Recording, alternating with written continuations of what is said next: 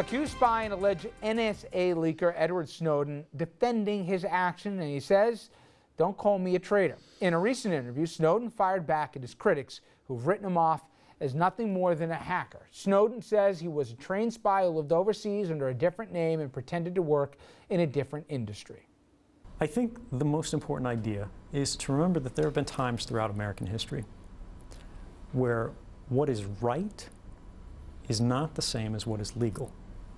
Sometimes to do the right thing, you have to break a law. He went on to also detail some of the security or privacy infringements that are or could be going on right under our noses. But how the public feels about him, this is an interesting question. According to Huffington Post poll taken in the fall, Americans divided over whether they think Snowden's a hero or a traitor. 51% say hero, while the balance say the other. We're asking this question as well to you folks at home, so go right now to Facebook and Twitter and answer a question as to how you consider Edward Snowden, patriot or traitor. And Dominic, I'll start with you. Traitor. I feel that he did the right thing by releasing the information, but it just doesn't pass the smell test that you do it and leave the country and you're on the run and you can't come back home. I mean, these were secrets that should be revealed. Then he's a traitor? He revealed what it should be revealed? Because the way he went about it, he loses on style points? The way he didn't want to go to prison. Right. The way No. It's more than just not wanting to go to prison. Where did he go and who did he talk to? The Chavezes of the world running to Russia, to China. He tried to go to Iceland and they wouldn't take him. No. I don't know if he's a hero or a traitor, but it's complicated real stuff, and he doesn't lose his status for style points or where he went. It's more than style points, Richard. I disagree by the definition of where you run to matters. Probably had a negative effect on American intelligence interests around the world. It also brought to the attention of the American people the existence of an Orwellian state. Okay, time out. Let's say we agree on that. So we don't. Okay, let's say we agree on that. Okay, and I don't want to speak for you, Billy. Speak for yourself.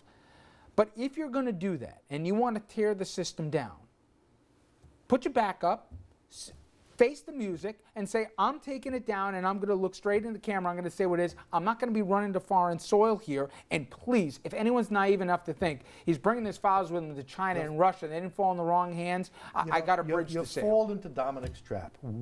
Where he went after he did it does not make what he did good or bad. He either did the right thing or he didn't the right thing, and then maybe he should have stayed or gone. We can have that debate, but they're separable, and you got to face the music. We now know about a national security state we didn't know about, and yet intelligence operations. But did you really not know about this? You really didn't know that the government was doing this? No one. Tom, I didn't know it was this level. I thought everyone knew. I mean, in the interview, Bill, he went on to say, Brian Williams, who did the interview, held up his phone at one point and says, could the government right now turn on my phone? Now, who knows if he's right? He says, oh, yeah, they can turn it on. They can read what's on it. They can, in effect, track you. They can even take a picture from your phone. Now, true or not, he has started an important conversation in this country. I may not like how he went about it. I think there's a recklessness that he put everything out there. There didn't seem to be discretion in his actions. And I politely or not so politely disagree with my friend Mr. Brodsky, and I think Andrew will hear from him in a second, as to where he went. Doesn't matter in the equation. But at the end of the day, it is an overdue conversation this country had. How would you categorize? I mean, I'm so torn on this one, and I think depending on who you ask, he's a hero or a patriot. I mean, it really depends on through the eye of the beholder. How about you? On me, I'm really torn. At the end of the day, I'd probably fall out more on the traitor category because he didn't pay the price. I mean, Martin Luther King went out and did great things, but he went to the Birmingham jail. Like yes, there's sometimes where you have to step over the legal line to do something important for the country, but you got to pay the price. You can't run off to Moscow. That's just how I take it. It's not a perfect argument. Just to clarify a few things. Why did he wind up in Moscow? Why was he looking at other countries that are less friendly in the world? Because the U.S. blocked his access to anywhere else. He couldn't go to Iceland where he was trying to go. He couldn't go to some beach and lay around there where he would have had a hard time extraditing him because the U.S. suspended his passport and restricted where he was able to go. The second point. Oh, wait, but Andrew, you then skip over the fact that when that avenue wasn't available to him, he could have come back to the States and faced his accusers. He then went to Where did he go? He went to China, Right. to Russia, and he talked to our good friends here, Mr. Chavez. So it's not like he when says the he became a opportunity. propaganda piece. He I says he mean, didn't bring yeah. any files with him, and there's no evidence to indicate that he come didn't on. at this point.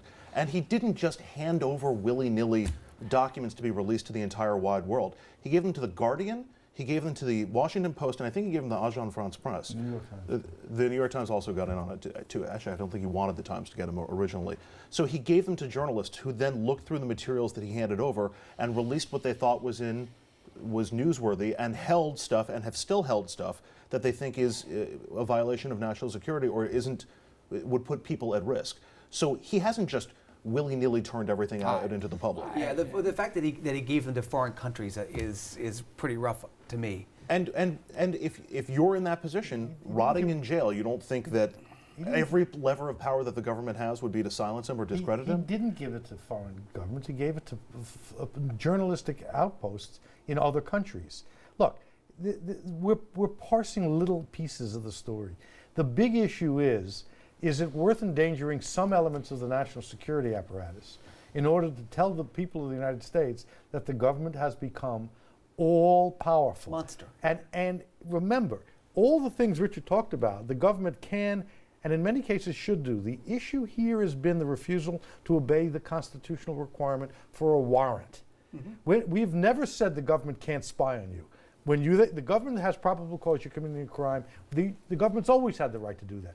Here, it's the mass collection of data from people who have no connection and there's no reasonable suspicion of a crime. That's what he brought to the attention of the people. Richard, the point that a lot of progressives even, and the national level, including leading Democrats here in the Senate, say, listen, this is an important conversation. He made no effort whatsoever to come to the proper levers that could have at least brought an investigation into this. Instead, he chose to do a document dump. And there's ways to do things. And if he claims to be part of the intelligence apparatus who knows about the consequences of putting certain, not only people potentially in danger, but are standing in danger, and there's been a consequence to this country internationally for this. I mean, just look about what we learned about Merkel and all the rest, okay? So Maybe what's the that's way not to his do it? concern. What's the way to do it? How You about he said- goes to the Senate Intelligence Committee? How about he goes to the ranking member in there? And you don't think Dianne Feinstein would have done something with this? That also would have been a violation of the law. He also would have been... I'm not saying he wouldn't have broken the law no matter what he did, because he wasn't authorized to be dumping these documents. But there's a way to do it other than from Moscow This is deciding the to... Dominic Carter, Richard French, style points matter in a It's more great than that, historical Richard. debate. It's not more than that in the end. What's at issue is what's best for the American people. And if this guy erred or didn't err in the way he did it or where he did it, fine. Richard, did he break the law? Did he break American law? I think it's pretty clear. Clearly he did. broke the law. Okay, so he should get away with that? I don't know, Dominic. Should the government have kept secret the fact that they're looking at the records No. of Americans without a warrant? No. Yes. Did We're they being break the naive, law? Richard, if we're going to sit They here break the and law? act like that the American government is not doing spy-type things no, that we don't without know a about. warrant, That's not Dominic. without a warrant. There's still It's a naive Constitution. to There's still act a like. Constitution. Did the government violate the Constitution? Should they go to jail? It's the government. I mean, I'm not saying it's right, but it's the way it is. That's not good enough. So now the citizens should break the law and just It's a leave the country, and that's that. It's a And very hard. What about the Pentagon Papers and Daniel Ellsberg? Okay, what's the difference though? What happened after he did that? What did the journalist do? Did he go off to St. It didn't Petersburg? make it didn't make the release any less powerful for either good or evil. I respected what he did. He had the courage to stand up This and is say, not I about did whether it. you Of respect course the guy. it is. It's what's good for the American people. You don't send a guy to jail or not send him to jail because you respect him or you don't respect We him. should offer him a plea deal and bring him home. Right. And have him serve a prison sentence, not the rest of his life. Okay, but he's got to pay a price for what he did. And what Ellsberg did was, first of all, he went through different chains, okay? So you think what the fact that they put Ellsberg on trial and convicted him was a good thing? Listen, how much time did Ellsberg serve? You know, But he had at least the guts to at least face his accusers. all right, we're in a guts situation again. It's not, more it's than not that, style. Richard. You're not, If you what have about your guts, I precedent? like you. If you don't have guts, how I about your don't. precedent? You're going to say that every time that you're involved, and the hundreds of thousands of people that are involved in the intelligence communities right now, that you're now giving carte blanche to anyone who doesn't like something about the government, that they will take proprietary and intelligence information that they swore an oath to protect, hold on, and now they'll decide with their own discretion what they're going to dump, run off to a foreign country that's an enemy of the United States, and then we go say, come on back. There used to be something called the fugitive slave law. And if you were a government agent, you had to go back and track down people who escaped from slavery and bring them back and put them back into really slavery. Comparing the two? Yeah. You're really It's comparing also the two. why you can't cut him a plea deal. If he comes back, you've got to throw the Well, book no, at because him you're, because what of you're the precedent. What you're describing is what happened with Chelsea Manning. Chelsea Manning released information that then he wasn't supposed to release, but it didn't have the same, it wasn't the same underlying basis. It wasn't the same level of critical information that changed the debate in the country. And so he wound up in prison and is now in prison, but there's a difference between the two of them. Really? Yeah. Because you're going to now say that Edward Snowdens of the world, you're going to give them discretion to decide what does or what does not imperil national security? Sometimes really? the criminal law isn't the vehicle for solving these kinds of very difficult problems. You give such wide latitude to people. I guarantee you somebody else would have come into one of your committees, and wait a second, in a privileged conversation, and they'll decided to put it out there because they thought that that's better putting it out happened all there. the time. And you know what? That wasn't good. It wasn't good, and it didn't enable me to go forward and find corruption at the Power Authority, at the MTA, and other places. That's how I did it. And you're telling me I should have turned those guys in? No.